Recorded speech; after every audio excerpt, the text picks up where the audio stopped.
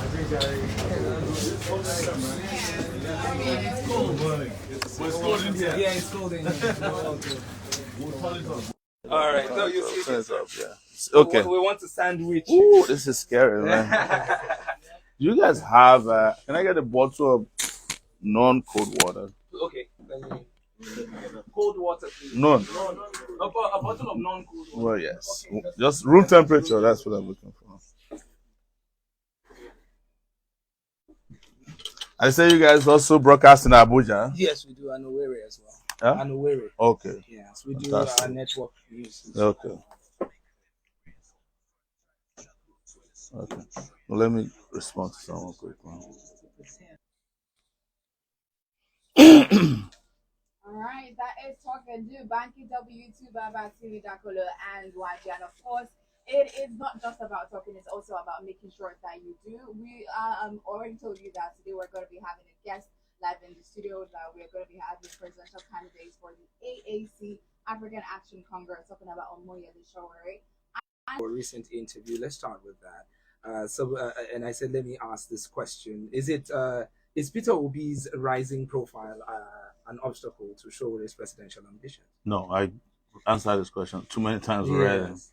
It's an election and it's a competition. You discuss everything around an election: candidates, their programs, parties, events happening around them. And for 32 years, I've been discussing the other candidates. He's on the block. You know that there are no boundaries when it comes to elections. Talk about everybody. Talk about their character, their programs, their persons. You don't know who is going to win an election until the election is over. There's a guy they call Yogi Berra in the US who's a baseball player. He says it's end over until it is over.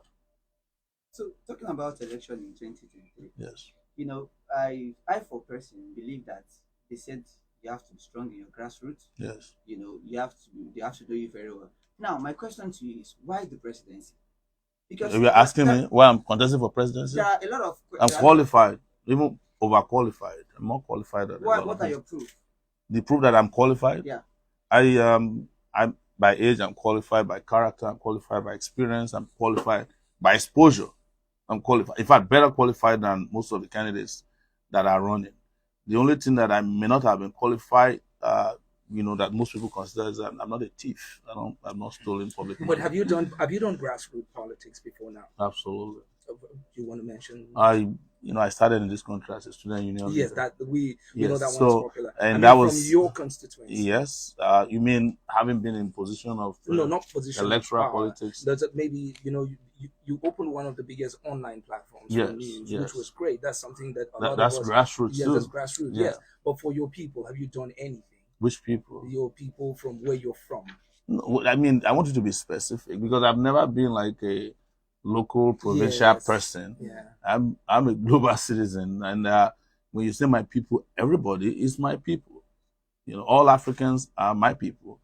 Every Nigerian are my people. All right, let's look at the state. All oppressed persons are my people. Yeah, you're oppressed too. Yes. So let's look at the state of the country. Yes. Do you think,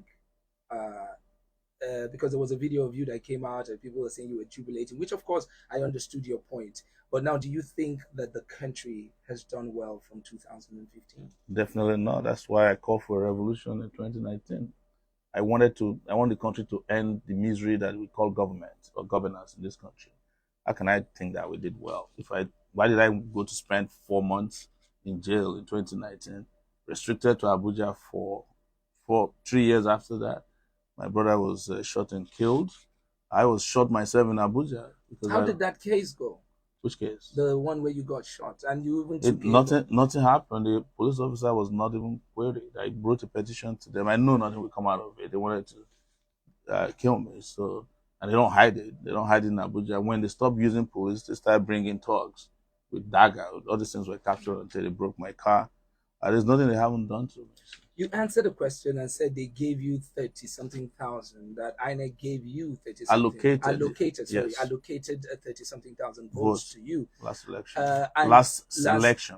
Okay, whatever you call it. Yes. But why didn't you think it was necessary to go to court if you thought that it was allocated and didn't really count? You also have to believe in the justice system for you to go and be wasting your time there. I don't think that any judge in Nigeria today can overturn a rigged election. Anybody who's from Imo State can testify to that. The Supreme Court imposed a governor that didn't even come second on them as an election. So why would I waste my time? Even if I wanted to do that, it was too late. I had taken another decision upon that injustice, the electoral heist, to plan for and work towards a revolutionary outcome. And that's what I set out to do. So instead of going to court, I went to the people. All right, so come 2023, because we've also heard you say things like we've never had like a free and fair election in this country. Yeah. But come 2023, do you have confidence in INEC with regards to, of course, conducting the election? And of course, the new bill that's been signed.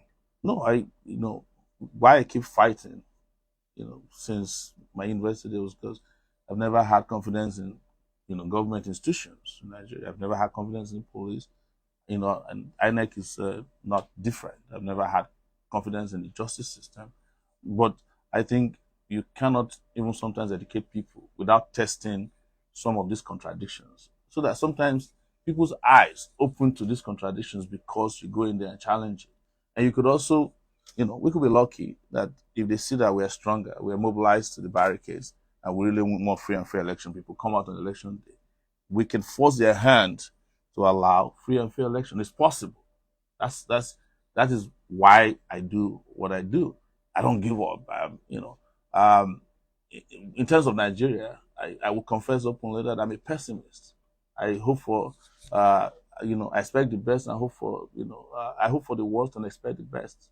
Talking of confidence, a lot of persons have said it's at time power shift to this region.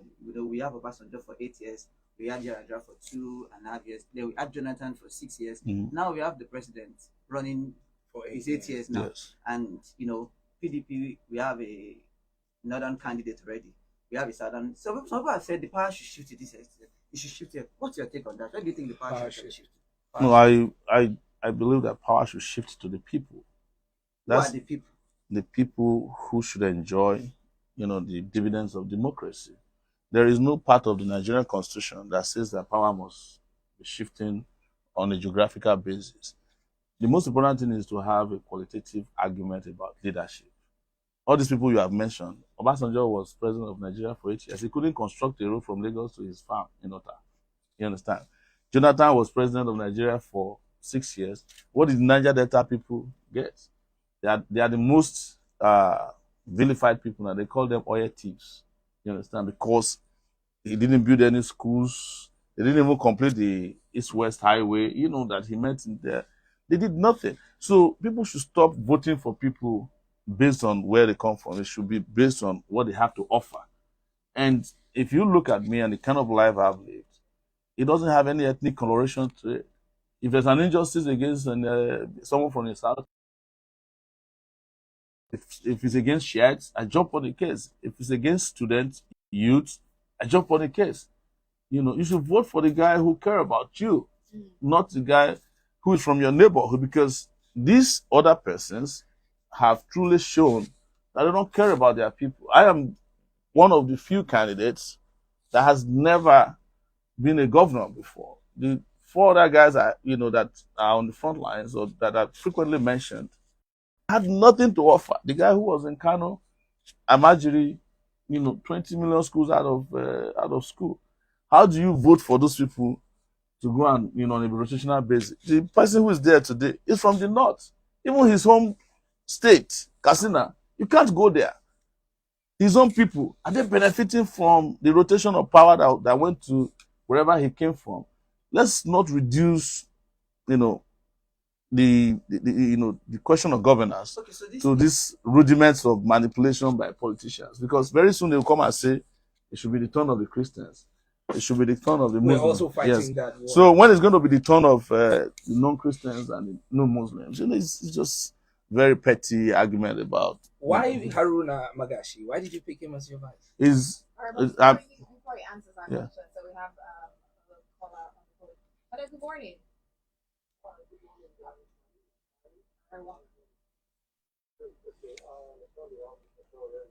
Yes, Yeah, yes, yes. we do.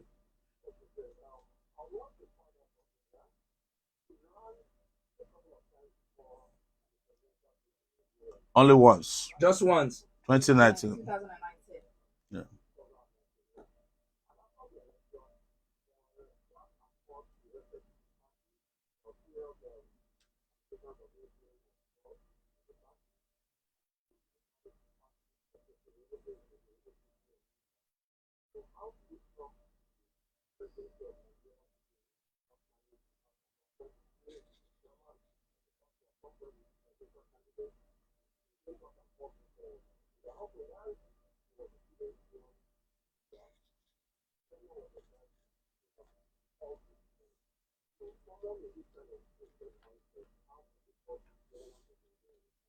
All right. Thank you so much. You heard the question. Yeah, I had a question. Of course, they're all lies. Let me start with my student union days. I was the student union president of the University of Lagos Student Union here in Lagos between 1992 and 1994. There's no controversy about it. The only controversy was that we were against military rule. I was arrested several times. I was expelled from the university for being against the military, and also expelled from the university because I fought against courtism. Anybody who attended the University of Lagos knows this. The information is public. So why come on national radio and tell a cheap lie? But that's fine. This political season, I understand. With regards to our party was established by me and a few others in 2018, August, basically. It was registered. And a few months later, up to February, we had participated in an election. But that it is typical of the Nigerian state. Any party that is progressive, they go in there and try to hijack. They hijacked the party from us using one of our members. We didn't do anything but go to court.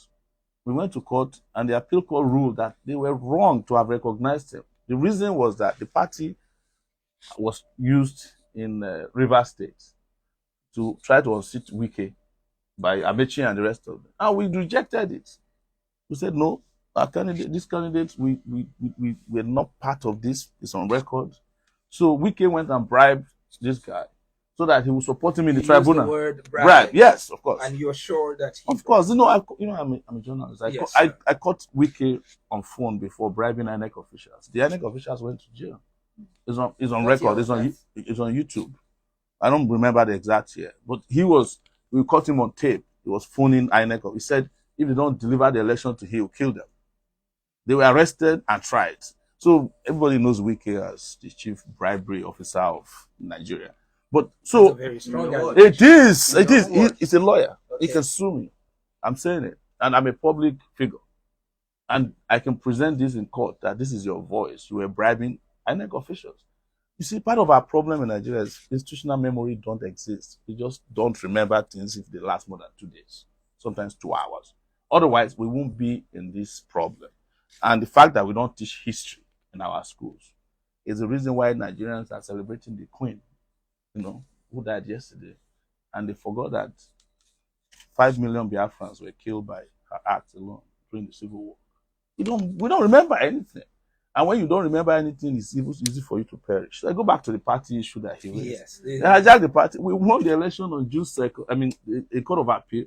On June 2nd, the party was restored completely to us. The judges said they were alarmed at what INEC did by recognizing people who were not legitimate leader of the party. But they needed to do that because while I was in detention, they went and did a kangaroo convention. And the guy claimed to be chairman of the party. He was removed from the party. So I was the one who established the party, the original chairman of the party. And when we came back from the convention, we went for presidential election. We were recognized by INEC. If you go to the website of INEC, our names are there. Yeah. So when people come online like this and say you can't manage a party, which party in Nigeria today can be managed? Is the PDP not in crisis? Is the APC not having its own crisis? Internal affairs of parties are not a determination for politics, especially when there are outsiders interfering inside these party affairs. But look at where I've always stood. Started the party, never left the party. Even when the party was not available, I stood and fought. That's why I'm different. I'm not like these other politicians who sleep as PDP. The next day they wake up, they have become APC. That is not consistency. There's this question that just popped into my head. Yes. The fact that you've been the chairman, the person who started the political party, Yes, you run as presidential candidate, yes, and then you're still running. yes. Doesn't that say a lot? Like, okay, you're the chairman or you're the head, you're the owner of the party. Let's put it that It's way. not. I don't Okay, want. you're I don't the want to put. creator. I don't want to put that soon because other people There. So participated. is there no any other? Is there no person that can also stand out and be while you Oh, give the person support? absolutely. Even I have stepped down as the chairman of the party during the last election. But we are going to have a special convention. And I've said it, I am not going to continue as chairman of the party. The special convention is coming up. Had they not hijacked the party, we would have done the convention and changed the chairman. I'm not interested to become a perpetual chairman of a political party. I love my freedom too much. So how do you handle being the chairman and also being the presidential candidate? Right now, I've ceded the chairmanship position, stepped down from it, but I will be honest to say that I still run, I sign documents until that period where we have a convention and the chairman is legitimately elected. So, but in terms of day-to-day activities of the party, I'm a presidential candidate. That's what I'm doing, and that's why I'm campaigning this time. But most importantly, the party doesn't, has a constitution that allows for you can be a candidate and be a party official. It's in the constitution of the party. Nothing is violated. But I see what the point you're trying to make. That it looks like you have an owner's syndrome where Yes, that. understand. No, but that's I just want to clarify that a lot of people have been chairman and candidates of their party. It's not a problem. But I've explained to you what you need to know about the running of the party. You have been a very strong activist and one of the major strong activists in Nigeria. And so we've seen some activists after fighting. In fact, you've had it tough with the current government. We've seen you in court several times. Even as much as they said you were instrumental to making them become who they are. Now, okay, so I'm trying to challenge you to something. In one of your interviews, you said you helped Peter to become the Labour candidate. And Labour Party Party candidate. These are things I want you to throw more light for Nigerians. Now, first one, as an activist, how do you want to manage? Look at Ganifa Emi after all the struggle. Ask a question in such a way that I can attend to it. Okay. Okay. Hello, good morning. All right, good morning, welcome. What is your name? All right, Cyril, you have 40 seconds, quickly.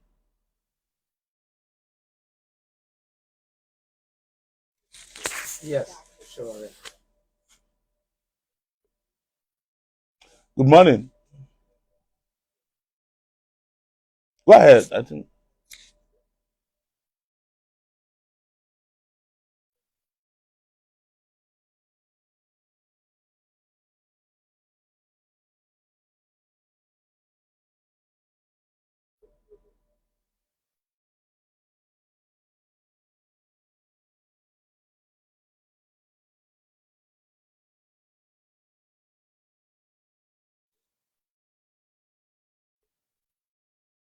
All right, so you need to get to the point.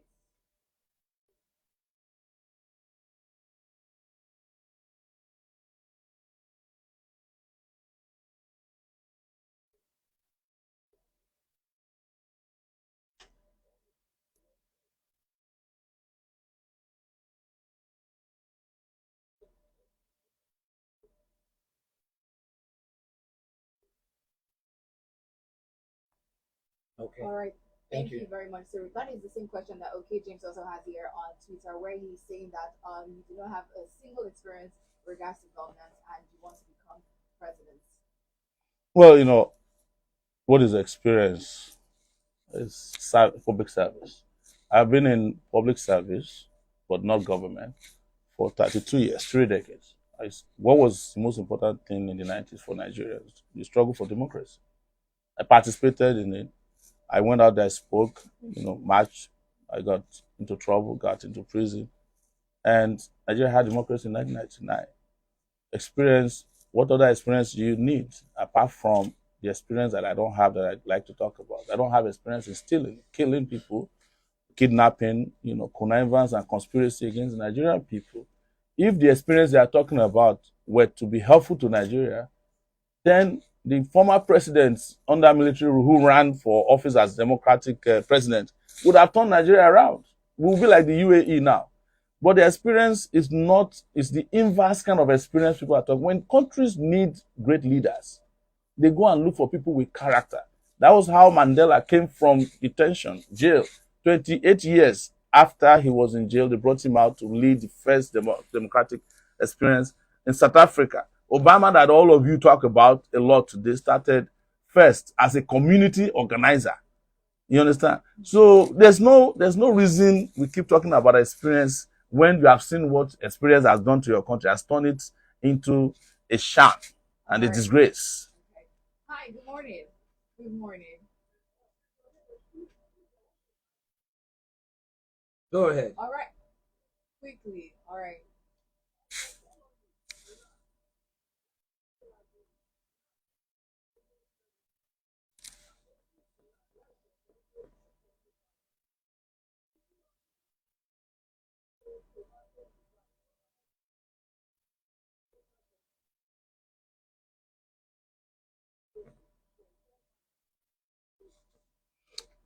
All right. Thank you very Question much, of economy. Richie.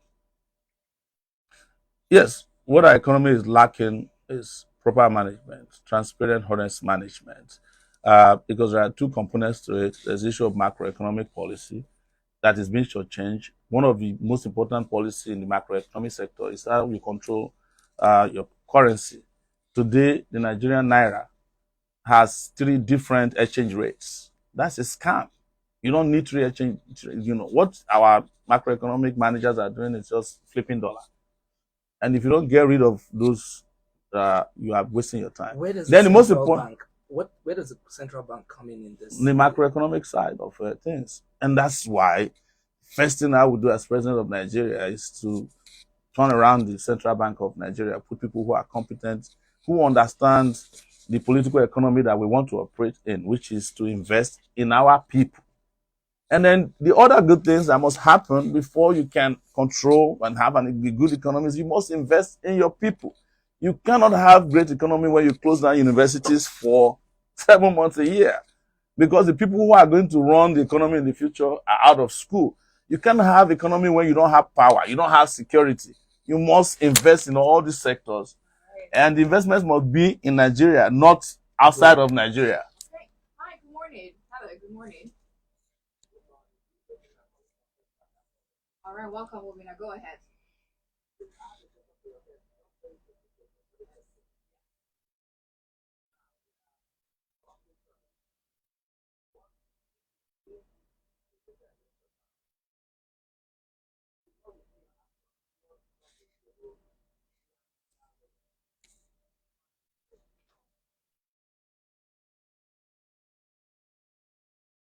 Hey. Never.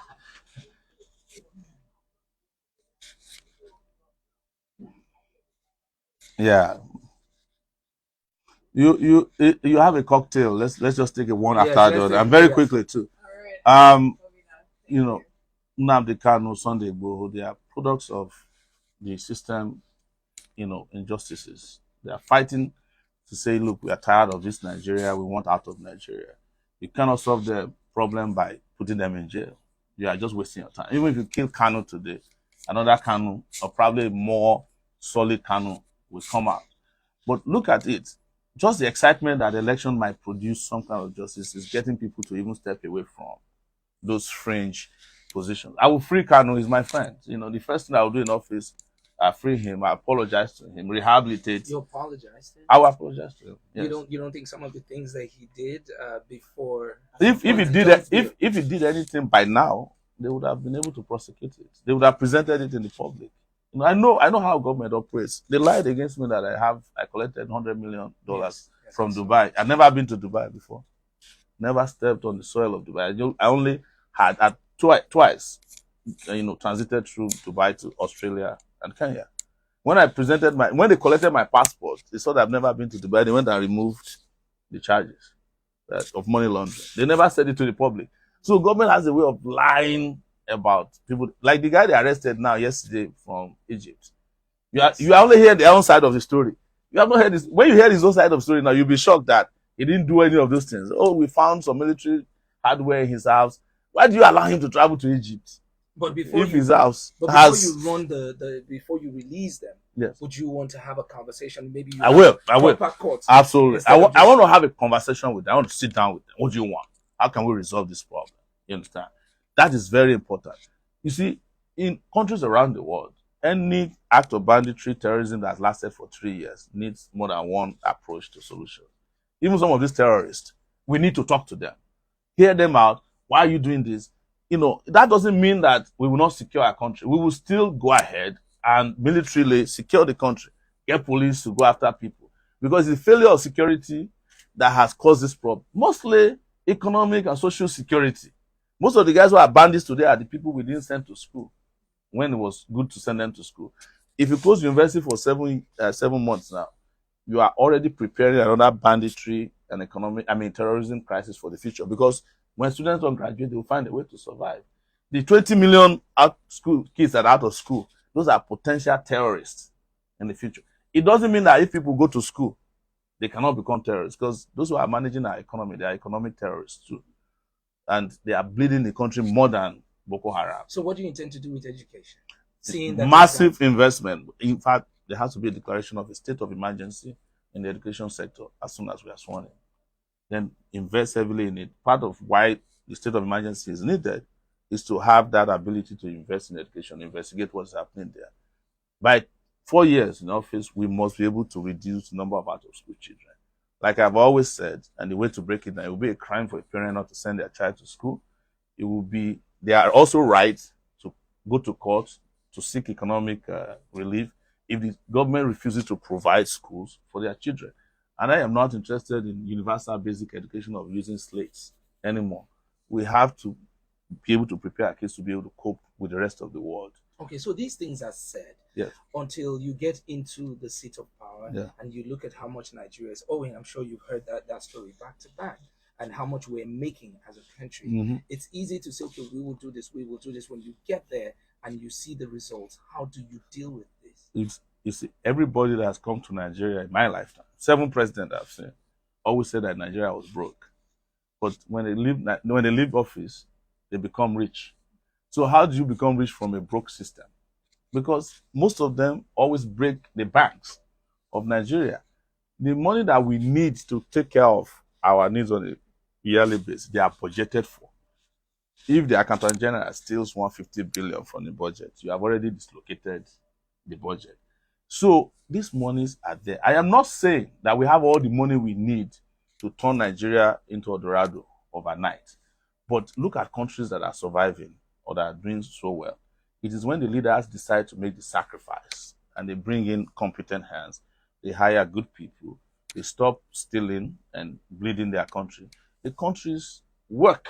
There is no reason, and I say this just a small example, that Lagos-Ibadan highway should be reconstructed for 30 years. It has never happened before anywhere in the world. It's still under construction.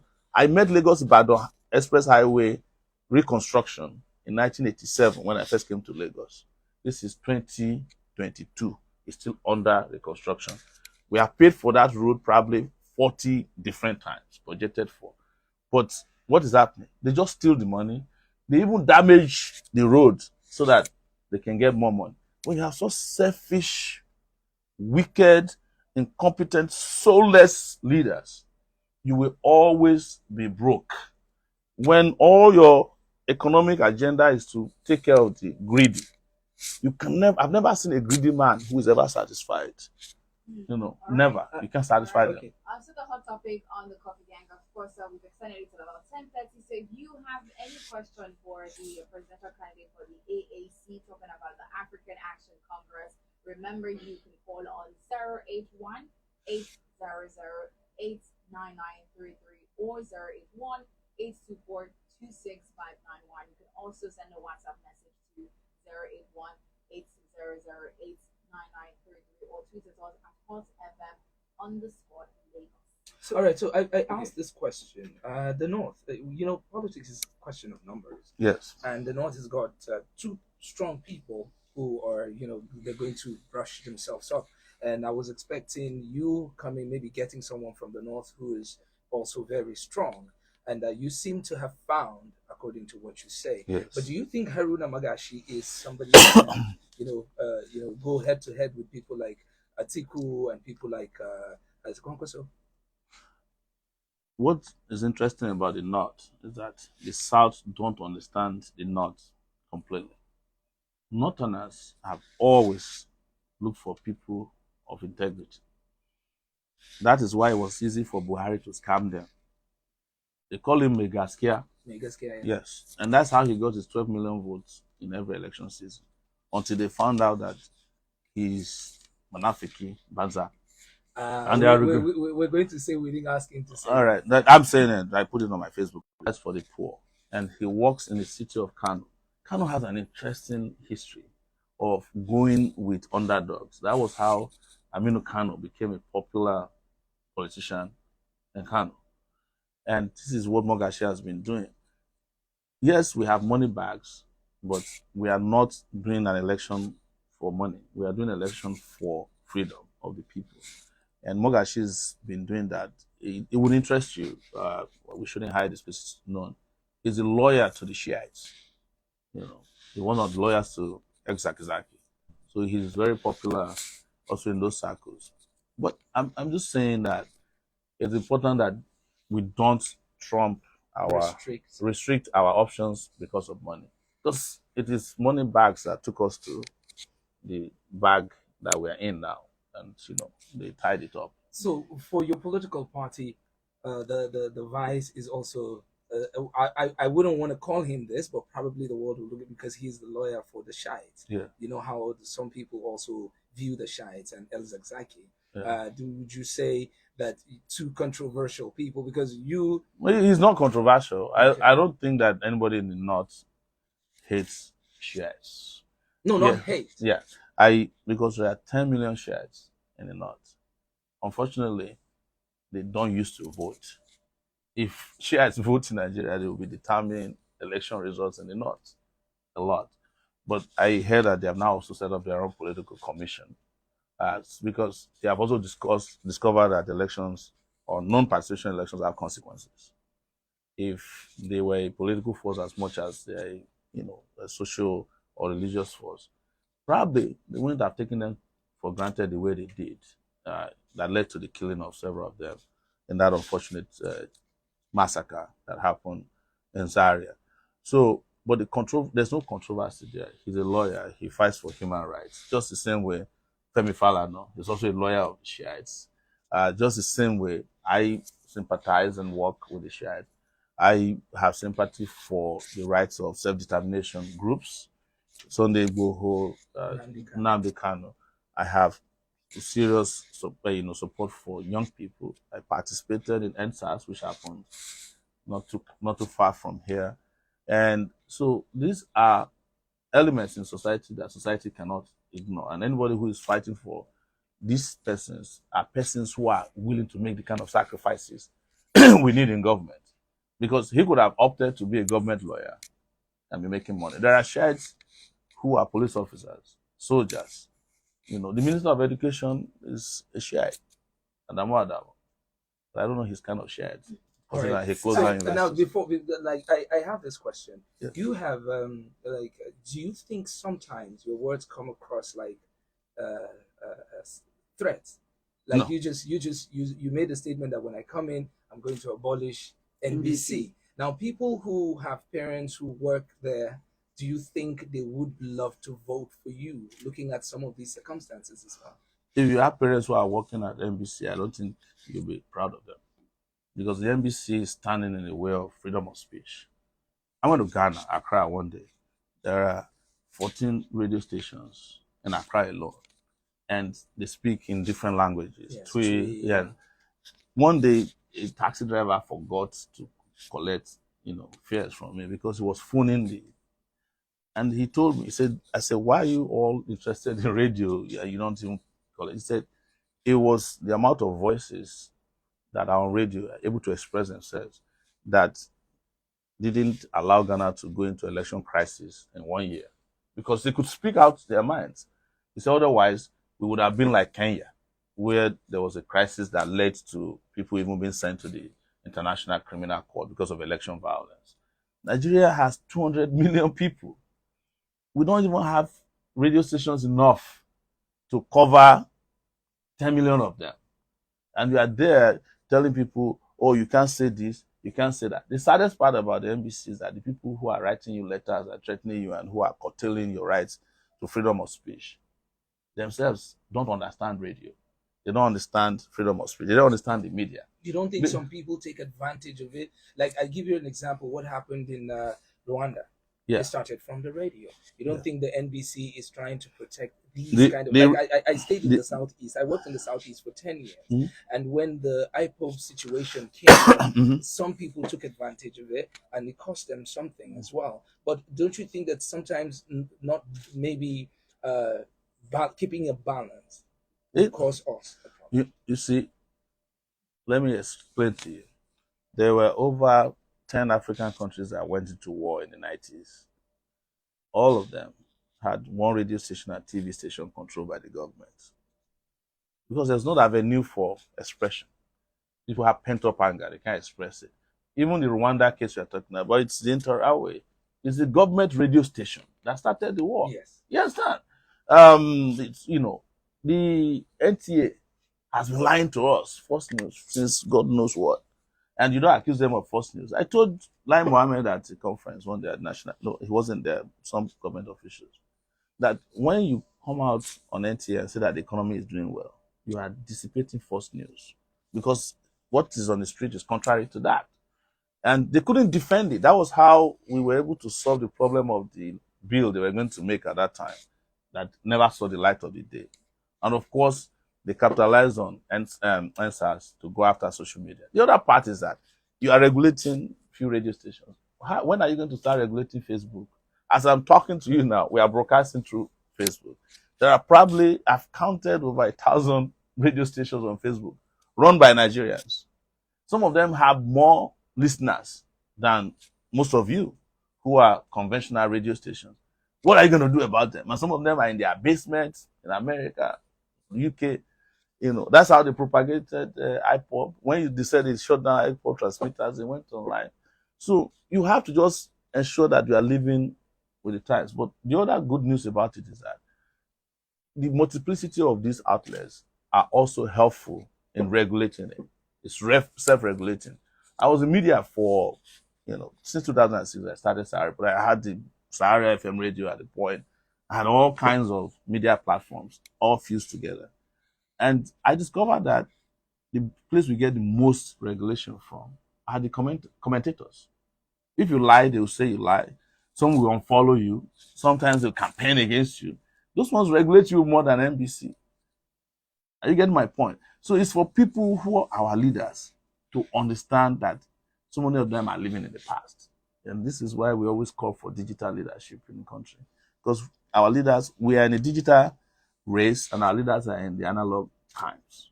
We have to reconcile that by electing, and appointing new people and getting rid of any of this. I'm not only talking, it's not a threat.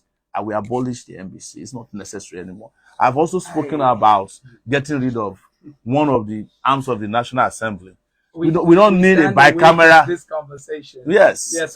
I'm a presidential candidate. Yes. I'm allowed to tell people what I will do as president of Nigeria. Right. So It's not subject to what NBC can regulate. There are a number of comments here.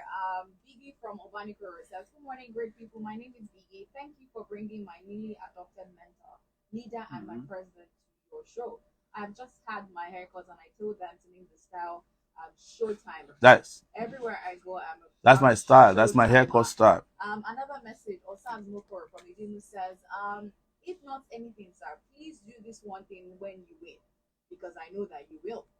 Turn our Nigerian passport to the best passport in Africa, that other countries will stop maltreating us and their borders. I want to be proud of my country, and in you, I see that hope. Thank you." Okay, seeing the OPU, a lot of time we put the blame on the government. You as an activist, you've said you've fight for the government. Don't you think we have a citizenship problem in Nigeria? because some of us don't pay tax. Some of us that are something we destroy government properties. So I want us. Do you think the citizens are perfect? The government is the worst because that's most time the picture we paint. No, is you can't be blaming citizens. Citizens, leaders are people who are, saddled with public trust. So the moment you vote for a leader, your job is done. They are supposed to go and do what they're expected to do. When you talk about taxes, there is nowhere in the world that citizens like to pay taxes. Yeah, even in America. Exactly. But you have to force it. Yes. Well, But it's the job of the government to collect taxes. But you discover that even Nigerian government doesn't like collecting taxes. Why? Because if people pay taxes, they hold the government more accountable. All right. Hello, good morning. Good morning.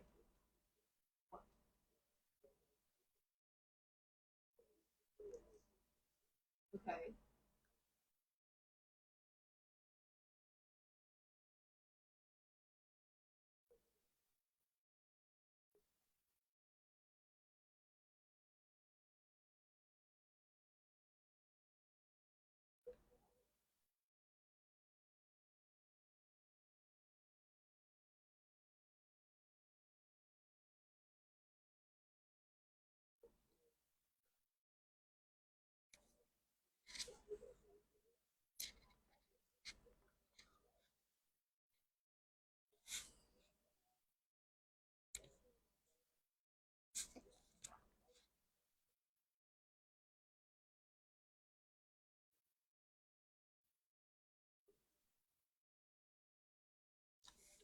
I'm a candidate now, sir.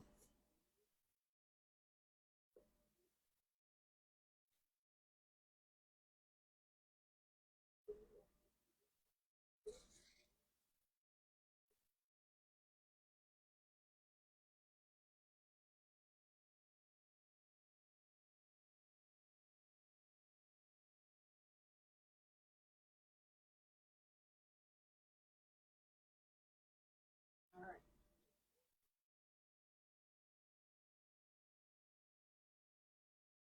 All right. Thank you very much, Sarah. Let me just answer it in two ways. The country is not broke, but it's been bankrupted. Those are two different things. And the reason I say this is that if Nigeria is broke and it has nothing to offer, why would people be killing themselves to be president of a broke country? Look at the amount of investments, money that they are putting aside to be president. That means there's something there. Because Nigerian leaders or the elite, they will never go and invest in something that will not give them returns. The rate of the ROI in becoming the president of a country, governorship is big deal because the country is not broke. There is no person who has been governor of Nigeria, a governor in the state in Nigeria, even the poorest state, that did not become a billionaire. So what is happening is that they keep creating the impression that the country is broke so that they will not deliver on their responsibilities as leaders who have been saddled with doing all these things. Let me give you an example. Go to Asokoro. Somebody can build a house that if you tear it down can be 20 schools and they won't live there. They'll put the best toilets. Meanwhile, you need schools in their states. Put a German toilet there too now, so that the students can use it and it will look good. But you build a mansion. You build a mansion that is, they will even brag about it, that is one, the mansion, they bought the land for 1 billion, they built another 2 billion on it. They have mansions in Dubai, they have in America. But when your people then ask for schools, you say you are broke. They ask for water, you say you are broke. Where did you get the money to take care of your own personal interests? The second aspect of the question he asks is cost. The cost of governance is too stupid. You understand? I will go after it. And one of the ways to go after it is to fix our constitution. That constitution is a fraud. We need a new constitution. It's a constitution that is making Nigerians. Nigerians need to make a new constitution. The Nigerian constitution made in 1999 has the introduction as we the people. That's a fraudulent statement. Nobody was there when they made the constitution in 1999. It was the military that wrote the constitution. As a matter of fact, when Obasanjo was to be sworn in, there was no single copy of the constitution.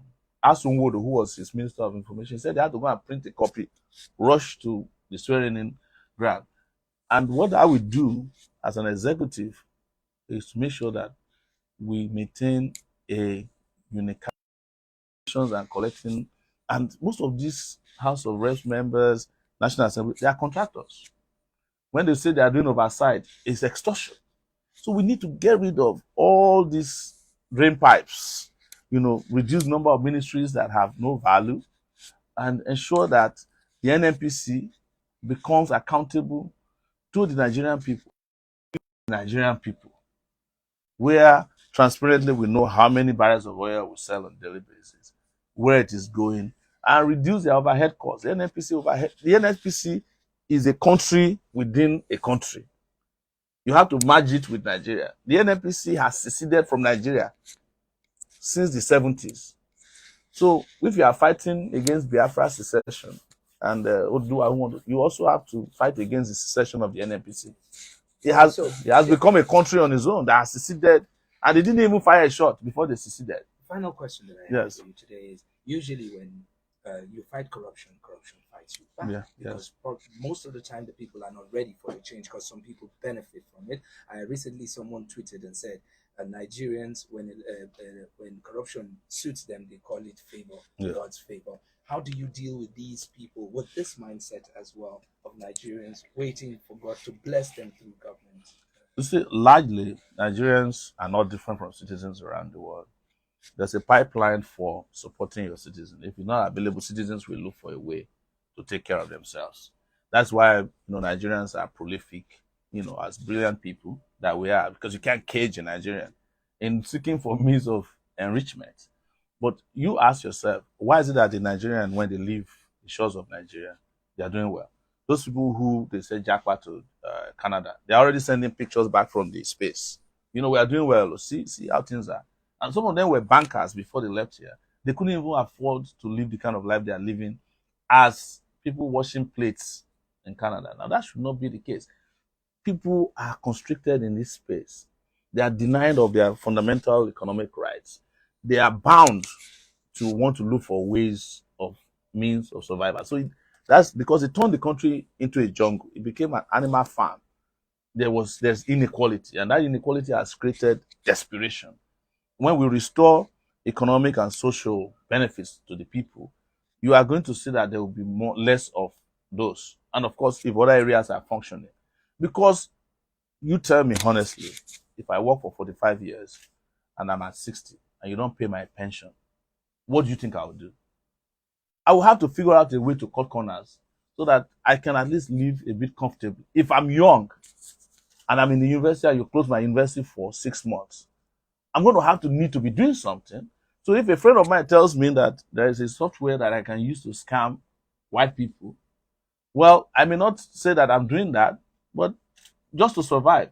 It's not an excuse for crime, you understand? And that's why government should work. Huh? I tell people, I lived in America for 20 years. America is the most corrupt country in the world. In fact, they have the most corrupt street in the world. It's called Wall Street. What do? They just flip papers there. They call it stock trading. It's all fraud. But you know that what they are doing on Wall Street does not prevent you from riding on a good road, going to a good hospital, fairly good hospital, education. But even America, for me, is not the standard for real great standard of, like they don't have healthcare, for example. You go to school in America, you have to pay loans for over 30 years. Obama just finished paying his own after he became president and left. That's not my standard. The standard is a country like Denmark, Norway, where their oil money is saved and every family has a certain amount allocated to them, whether they want it or not. They even pay students to remain in school in Denmark.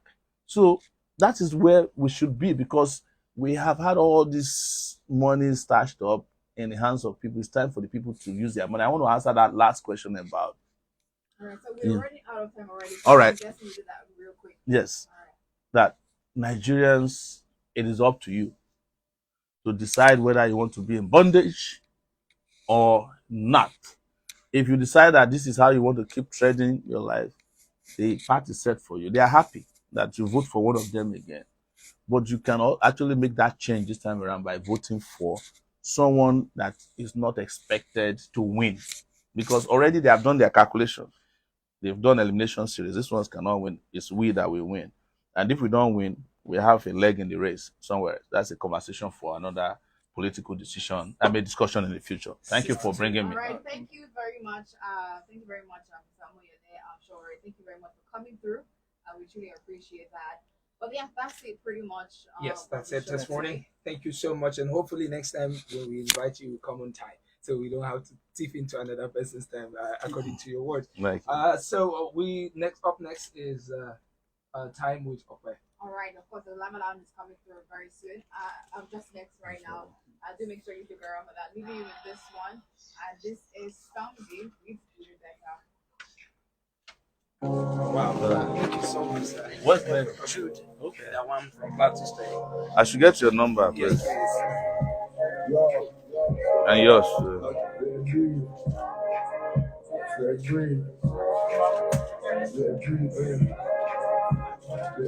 What's it? 080 33 no 66 14 80